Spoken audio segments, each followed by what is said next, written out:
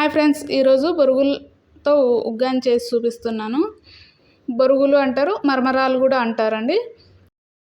కడాయిలో నూనె పోసుకున్నాను. ఆ తర్వాత ఆవాలు, జీలకర్ర, ఎండుమిరపకాయలు, కరివేపాకు, కట్ చేసుకున్న పచ్చిమిరపకాయలు, ఉల్లిపాయ, తర్వాత బొరుగుల్లో నీళ్లు పోసేసుకుంటున్నామండి. మీకు ఎన్ని కావాలో అన్ని బొరుగులు తీసుకోండి క్వాంటిటీ.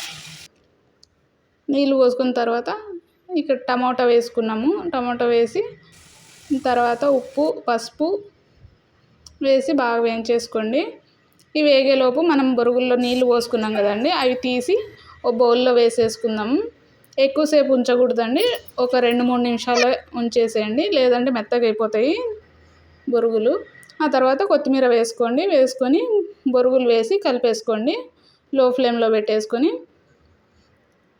కాసేపు ఒక 2 నిమిషాలు వేయించుకున్న తర్వాత స్టవ్ ఆపేసి కొబ్బరి, పుట్నాలు 2 కలిపి పొడి చేసేసుకోండి. ఆ పొడి వేసుకొని కలిపేసుకోండి. చాలా టేస్టీగా బాగుంటుంది. మార్నింగ్ టైంలో చాలా త్వరగా అయిపోతుంది, ఈజీగా చేసేయచ్చు.